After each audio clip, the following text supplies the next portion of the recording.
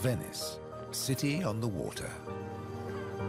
A place of beauty and romance that attracts millions of visitors every year. Just a few steps from the well-trodden tourist routes, there's a very different Venice, one populated by fascinating creatures.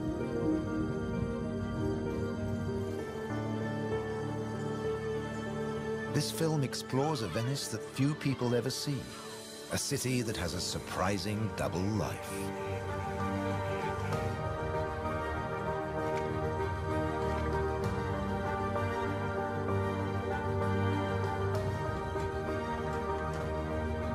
There are secret places and wild creatures in this watery world that most outsiders never discover.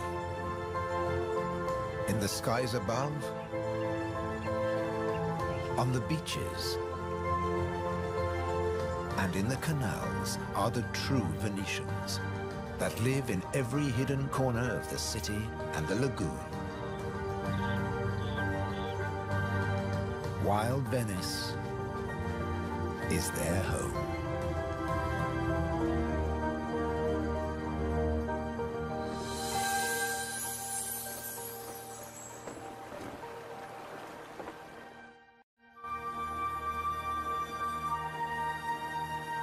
The city of Venice is built on sand, in a lagoon between the sea and the land. First formed from river sediments, man has since created an ecosystem as fragile as Murano glass. Covering 550 square kilometers, it's one of the largest wetlands in the Mediterranean.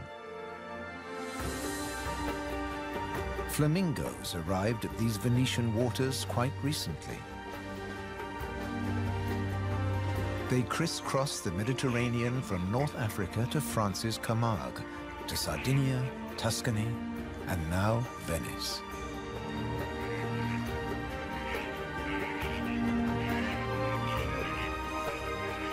They feed on vegetable matter and small creatures they find in the mud of the lagoon. In the shadow of Venice, the lagoon is the northernmost flamingo habitat in Europe.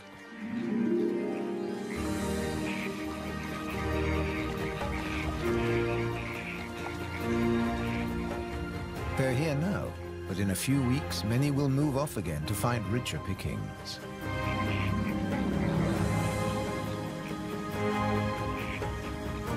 Their takeoff may look clumsy, but once in the air, their flight is balletic and elegant.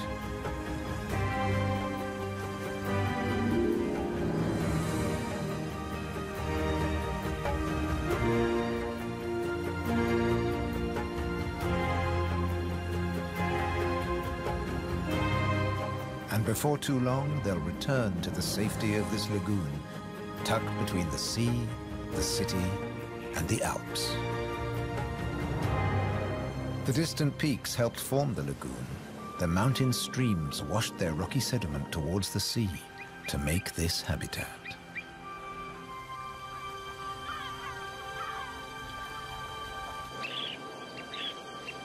Some of the lagoon's other birds are ready to leave. Dunlin, small waders, fed well in the rich mud. They rest on the wooden piles that support the whole of Venice.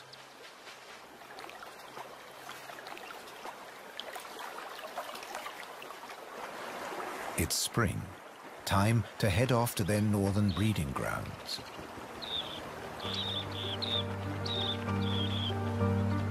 But the cormorants won't be lonely this summer. As the Dunlin fly away, other birds are flocking in. A bird's eye view reveals the full beauty of the lagoon. A labyrinth of uninhabited islands, intertwined canals, and swampy sandbanks.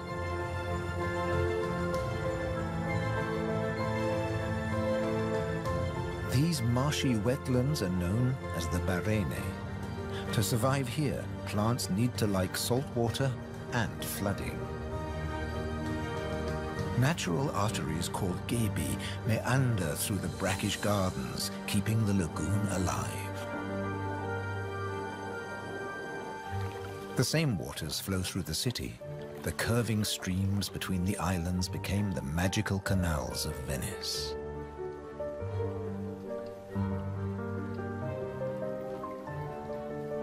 This is the city of bridges.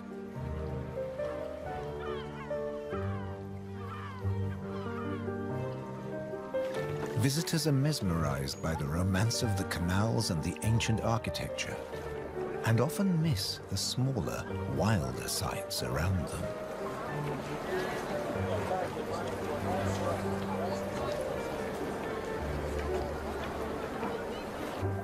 These mussels are true Venetian natives.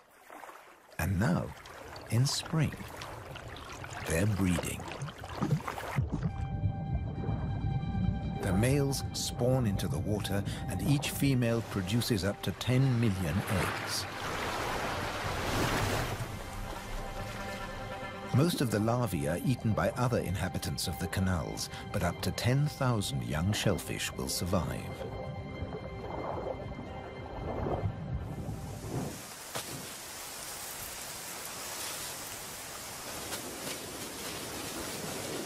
Just beyond the city, colonies of birds are breeding too. But a hazard of urban nesting is constant disturbance.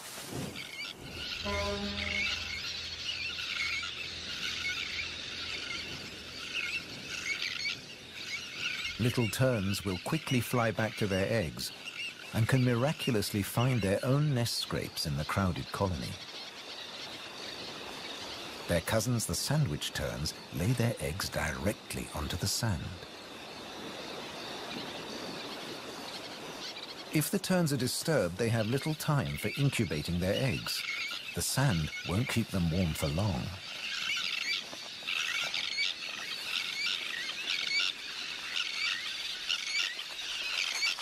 And left out in the open, they could be an easy target for predators.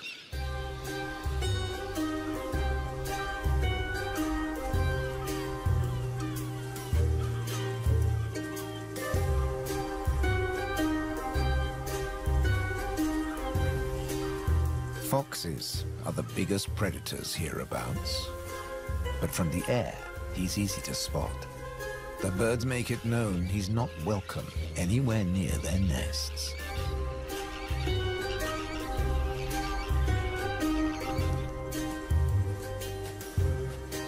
Foxes would rather not get their feet wet. Hunting in these swampy areas is a frustrating business.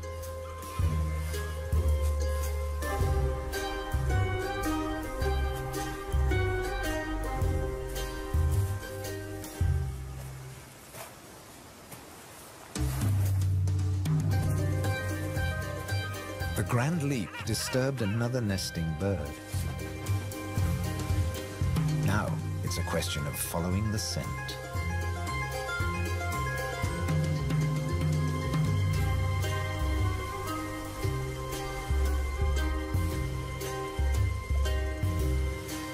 A welcome snack.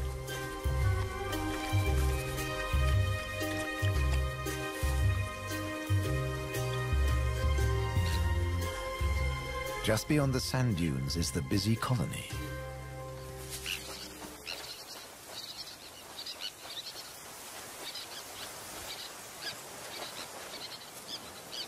In this mixed neighborhood, a pied avocet is brooding next to the sandwich terns.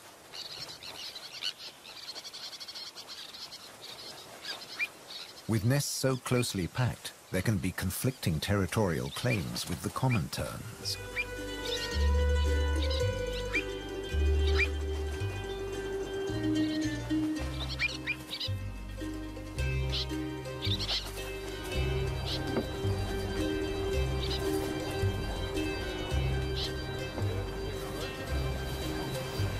But the avocet stands his ground.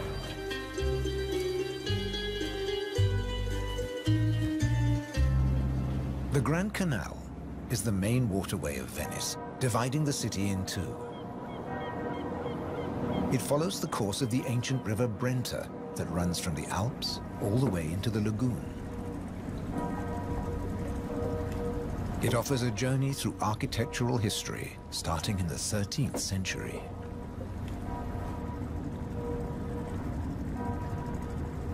The banks of the Grand Canal have other surprises to offer, like Palazzo Malipiero's Rose Garden.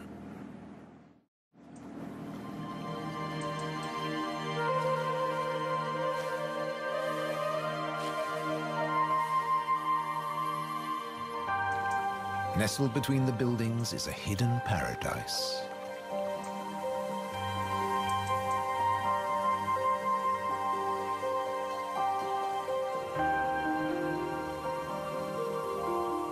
Now owned by a modern-day countess, it has been restored to its full glory, and no detail has been left to chance.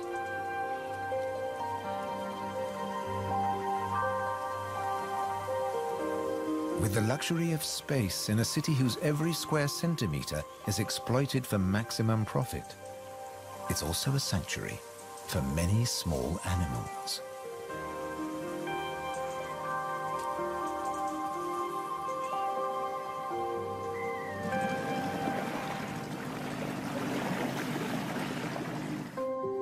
Every day, more than 50,000 tourists visit Venice. When the sun begins to set, the city's waterways empty. Venice belongs to the wild Venetians.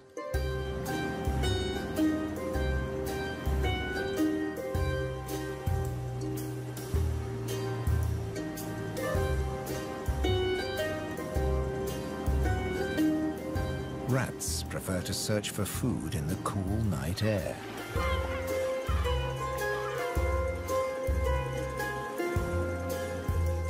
But they're not alone.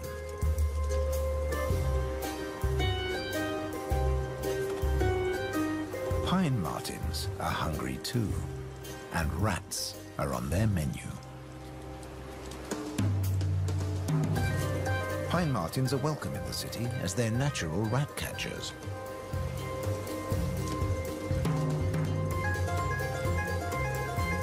Agile with a keen sense of smell, they can find and follow any rat.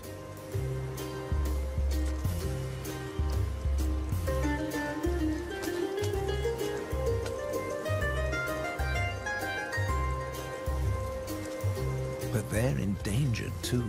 Since the rat population boomed, ironically, many martins have been killed by rat poison. The rat won the day, and the pine martin has to settle for dessert.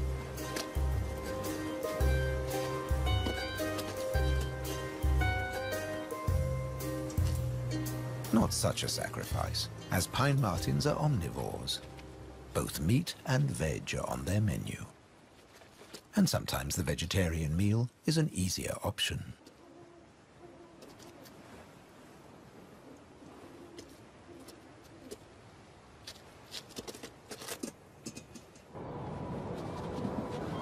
As the rat prepares to sleep, the city of Venice is beginning to wake up. The floating vegetable stalls are the first to move into action.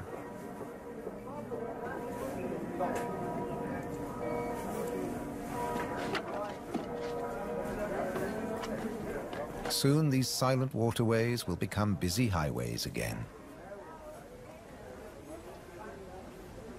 In the 18th century, over 8,000 gondolas navigated the Venice canals.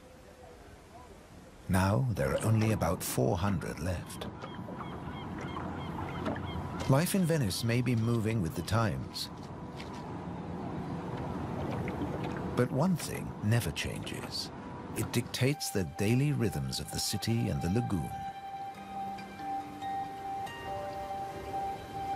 Twice a day, the tide rises and falls as seawater washes in and out of the lagoon.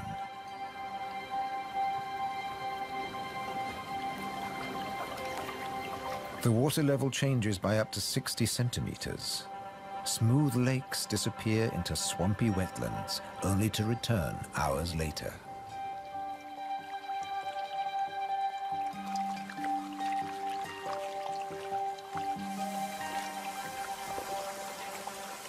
Retreating water levels reveal a surprise. Strange islands that look like complicated water mazes. In fact, they're fisheries at the edge of the lagoon. known as the Valle da Pesca.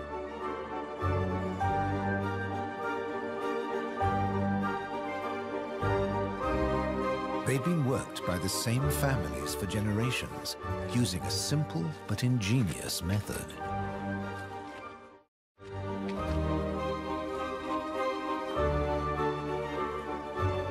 Nets are lowered into the locks that span the water channels.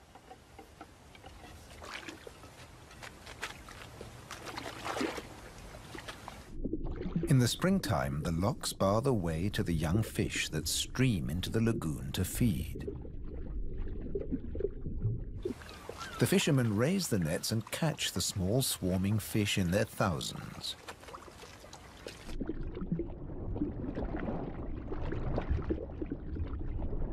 It's easy to scoop them out, but these fish are not for eating.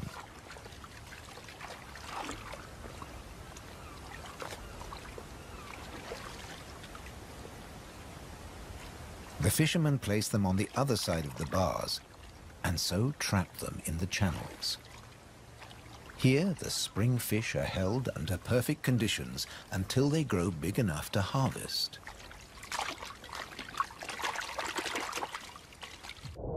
In the autumn, when the fish try to return to the sea, they're simply netted again. This time, they don't get away. Kingfishers have a more dramatic technique.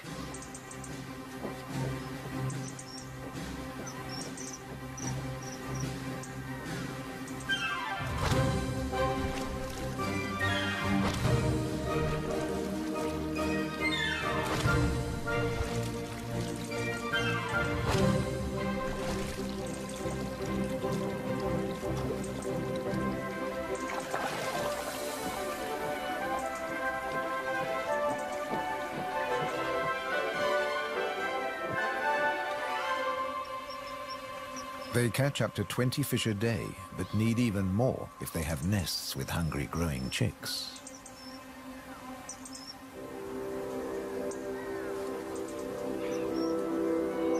It takes enormous skill, but also violence. A sharp blow to the head stuns the fish. And when it stops wiggling, the kingfisher can turn it round without fear of it escaping. The scales and fins of the fish need to be in line.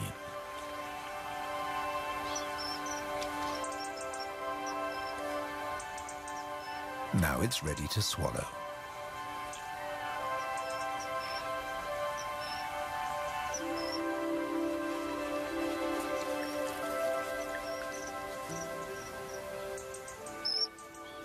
These shallow, brackish waters at the edge of the lagoon are perfect hunting grounds for a kingfisher.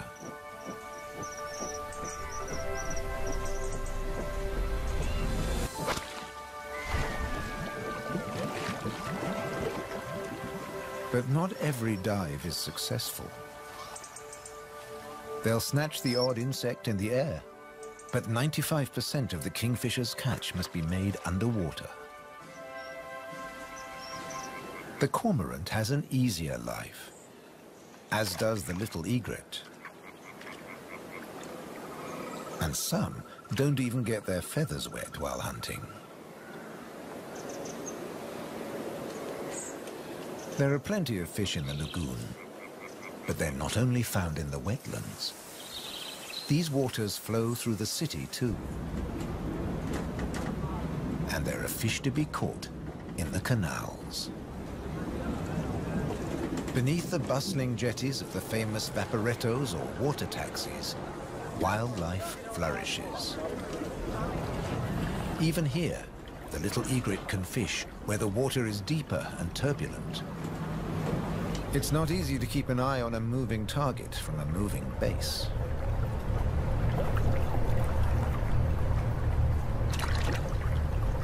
But persistence and patience pay off.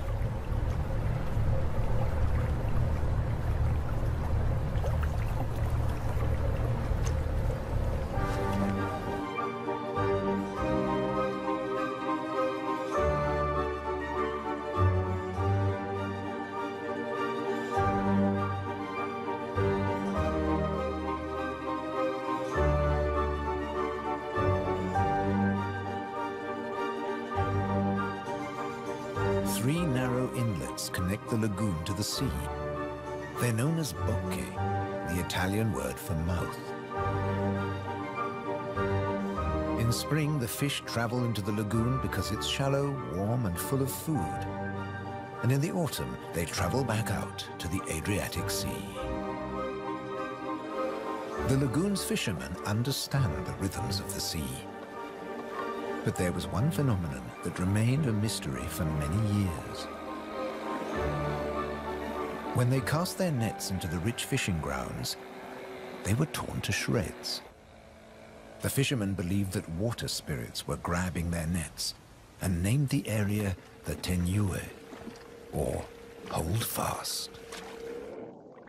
The Hold Fast was in fact a jagged reef, an unexpected and magical aquatic paradise. These unique natural rock formations are similar to coral reefs.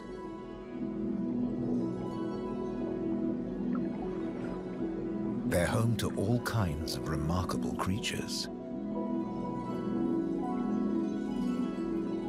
Serpent stars, or marine annelids.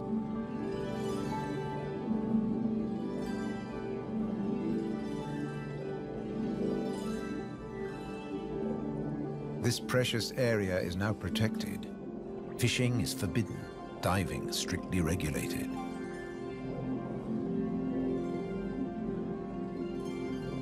Even harvesting a shellfish delicacy like these canestrelli is banned.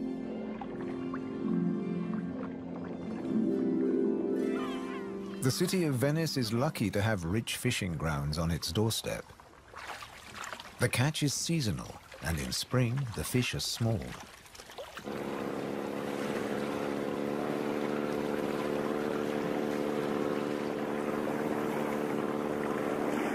But the fishermen will go out, as long as they can find a buyer.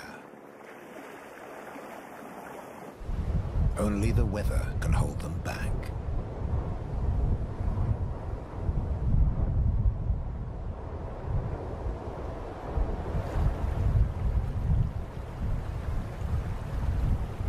City and wetlands are both at the mercy of the elements. A storm is heading towards the lagoon. When rain-bearing clouds build up against the southern face of the Alps, and when warm southerly winds whip up the sea, water is driven into the lagoon, flooding the city and engulfing the swampland. This extreme high tide is known as aqua alta and can be disastrous for ground-nesting birds. Thankfully, it's rare in the springtime. It strikes more often in the autumn. Storms can vanish as fast as they arrive, and the limpid sunlight that Venice is so famous for bathes the city again. In early summer, Venice teems with tourists. The Bridge of Sighs is a popular attraction, but few visitors realize that real Venetian life is happening just a short distance away. In the Giardini, a spacious and peaceful city park, there are some surprising residents.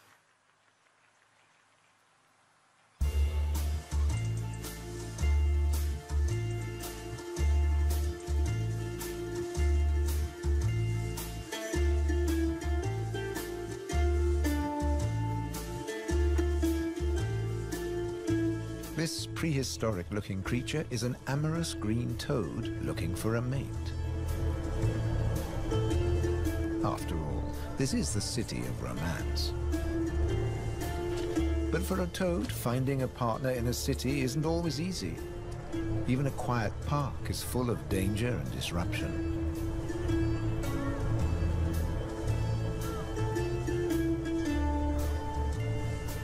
On the plus side, few of the park's visitors notice the presence of the toad, as it blends in so well with its surroundings.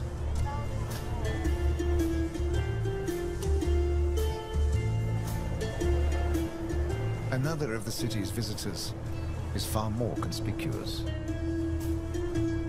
A stark contrast to the ancient buildings it comes to celebrate.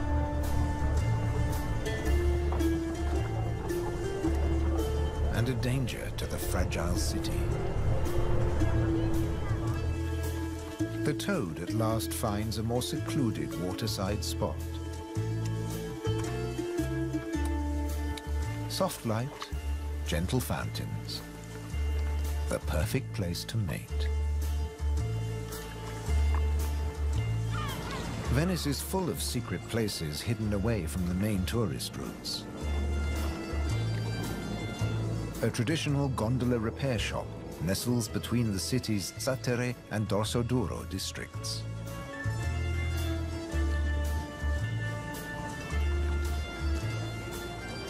Craftsmen repair the boats in the peace of the backwaters. The tranquility also attracts some exotic-looking animals.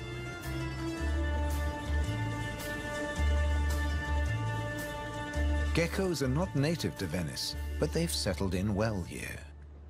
During the day, they'll sun themselves on warm stone.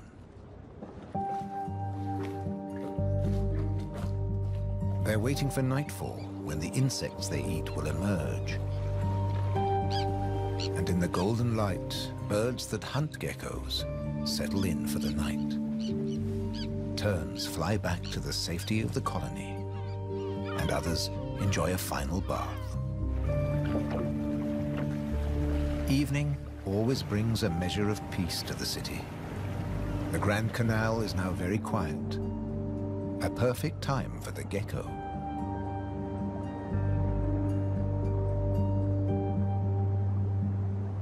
Geckos have evolved specially adapted feet that make them excellent climbers.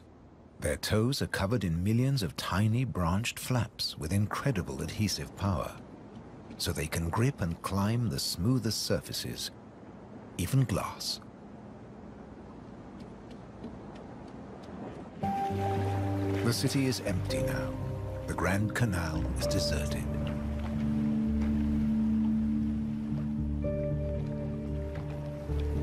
The evening's activity has passed to Venice's bars and restaurants.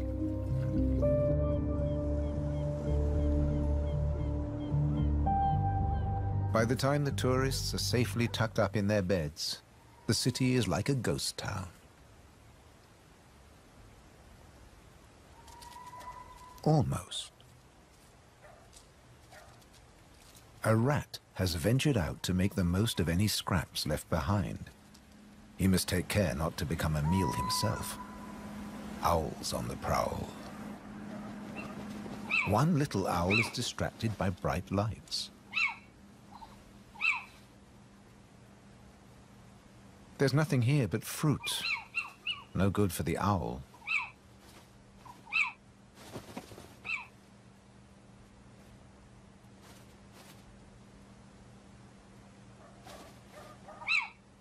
This house call hasn't paid off. Time to make a swift exit. The lucky rat will make it home tonight.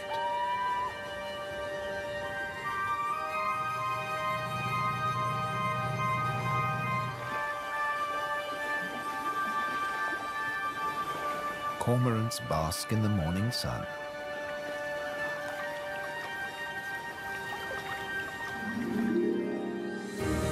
The terns start fishing early. The colony is now a hive of activity.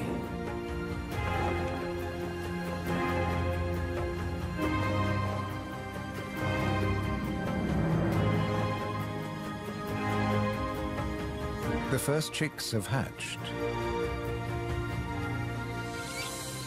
Exhausted from the effort of breaking out of the egg.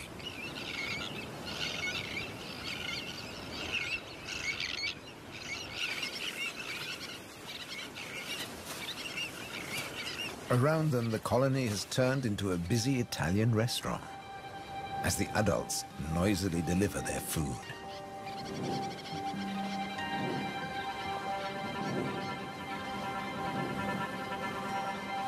The chicks blend in well with the sand. Their cries for food are a new and insistent sound on the beach.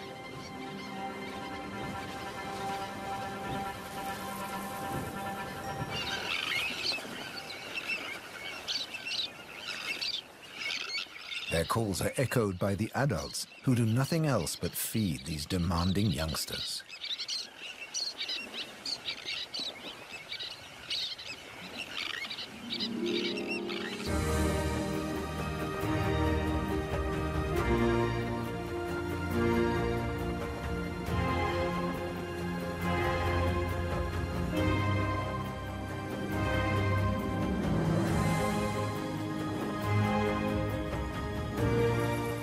It's hot and humid, and the lagoon is at its most beautiful. The hot summer months are the quietest for the fishermen. They take advantage of this time to mend their nets. They work and even sleep here, with spectacular views of the surrounding wildlife.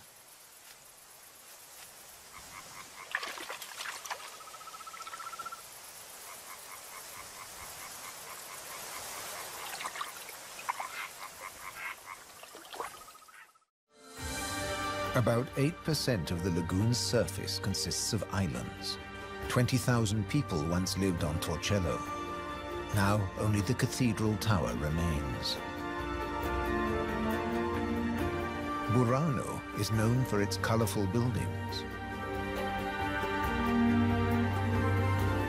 San Francesco del Deserto is home to a Franciscan monastery.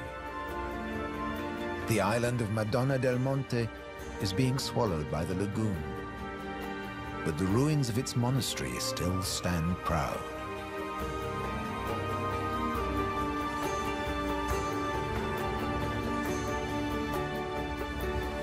Enchanted places like this are an ideal refuge for wild animals.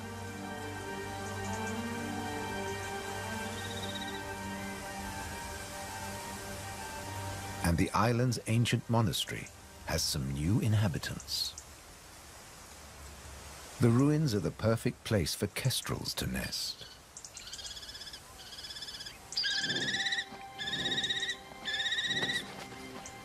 The hungry chicks are nearly as big as the adults and almost ready to fledge. Feeding this brood is a full-time job for both parents.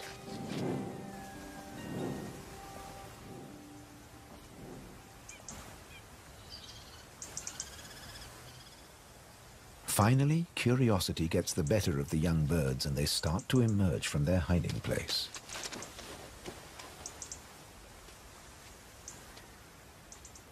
The first nervous explorer is soon followed by a sibling. They wait cautiously on a ledge, while one of the adults watches from afar.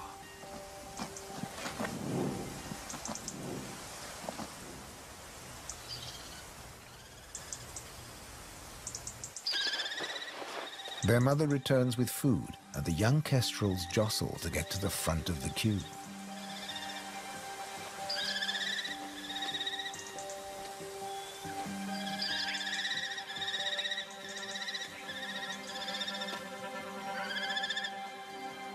The keenest and the loudest chick is fed first.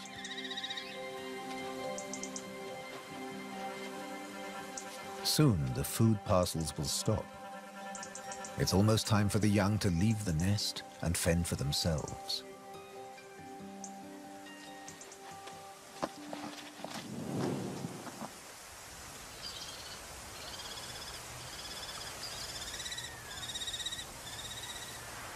Not all of the lagoon is quite so peaceful.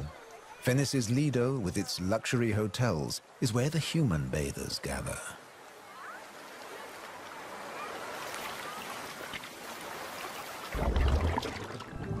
But even here, you can find wild beauty and tranquility.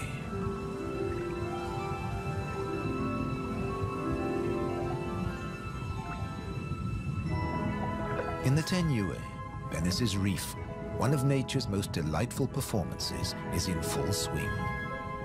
The squid's mating dance. The pair move together like synchronized swimmers as waves of rainbow colors pulse along their bodies.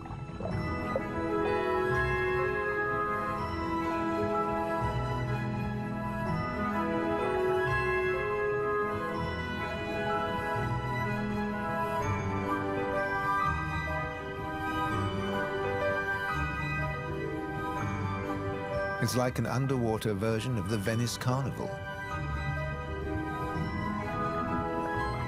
complete with face masks and disguises.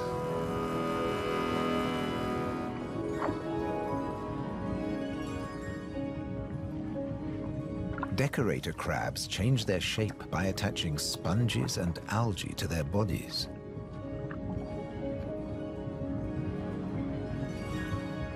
These bizarre disguises are excellent camouflage. The crabs creep past their neighbors and predators like living rocks from the seabed.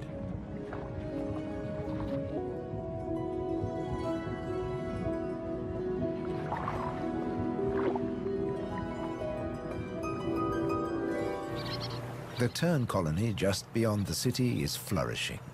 The chicks have fed well and are strong and healthy.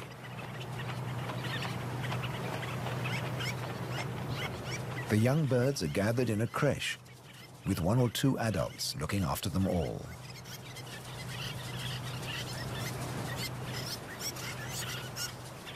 Today's lesson is elementary flight. But the teacher's demonstration is over in a flash.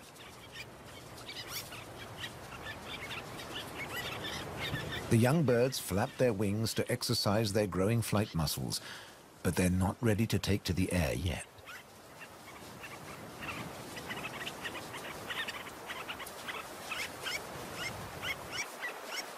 Before long, they'll be flying as well as their parents.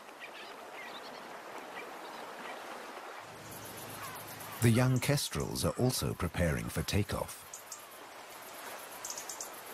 They bravely take the plunge and launch themselves into the air.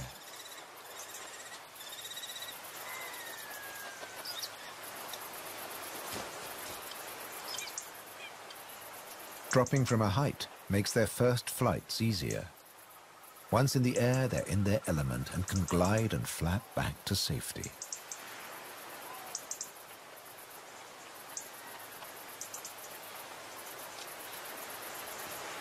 These first flights mark the end of their parental care.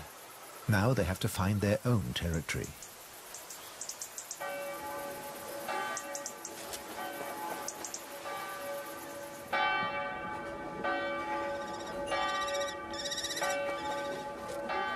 One of the kestrels has made its way to the nearby island of Burano. It's unlike the remote nest site, but it still has everything the kestrel needs. Just like the ruins, the brightly colored walls offer protection. These birds are welcome visitors, and the people here seem happy to have a kestrel watching over them.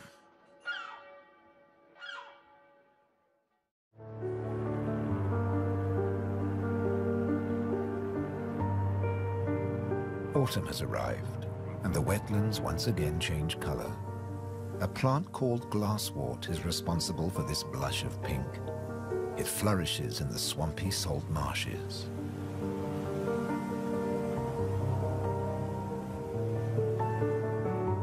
The first autumn mists mark the end of summer. The bright, humid days give way to cooler, grayer hues. The sea and the sky seem to merge into each other. Now in September, the sea is generally calm. But from the autumn equinox, there are high tides. And sometimes, Venice floods. For now, the water is still and shimmers like liquid mercury. When the temperature drops, the beaches are finally too cold for tourists. Animals better equipped to bear the chill reclaim them. A hungry fox sniffs along the shore looking for food.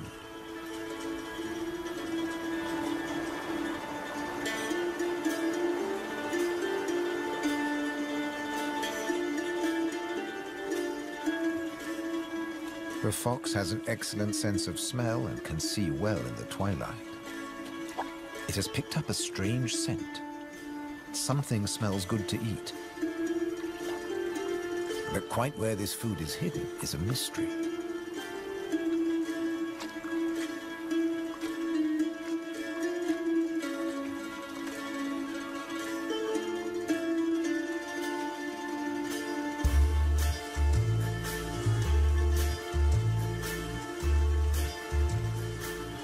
Crabs have been crossing the beach, leaving behind a number of trails, and the fox is very confused.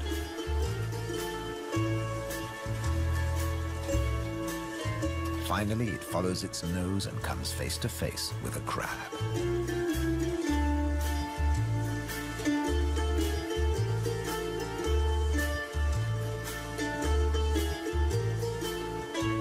It's an unequal battle, but the crab has the advantage of armor and weapons.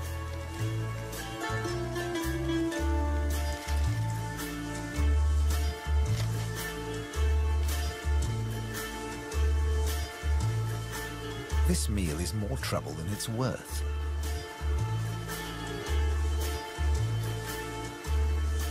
There must be easier pickings. The crab, dazed but victorious, moves off to a more secluded place.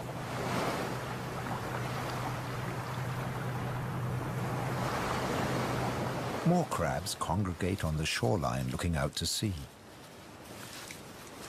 But just across the water, the residents of Venice are having a less comfortable time. The waters of the lagoon are creeping into the city.